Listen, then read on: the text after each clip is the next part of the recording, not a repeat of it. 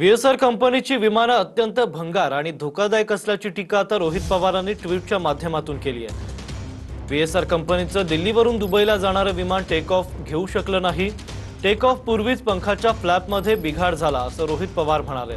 व्हीएसआरचं VT-VRR हे विमान ground का करण्यात आलं नाही असा सवालही आता त्यांनी विचारला आहे।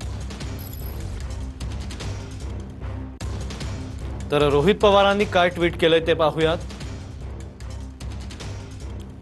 व्हीएसआर कंपनीची विमानं अत्यंत भंगार आणि धोकादायक असल्याचं मी पुराव्यासकट सांगत आलोय। आता तीच बाब पुन्हा एकदा सिद्ध झाली असून व्हीएसआर कंपनीचं VT-VRR हे विमान दिल्लीवरून दुबईला जाणार होतं, परंतु टेक ऑफ पूर्वीच पंखाच्या फ्लॅपमध्ये बिघाड झाल्यानं विमान टेक ऑफ करू शकलं नाही।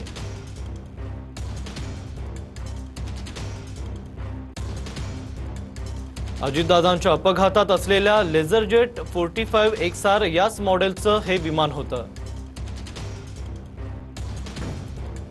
अजितदादांच्या अपघातानंतर व्हीएसआरची 4 लेझरजेट विमानं ग्राउंड करण्यात आली।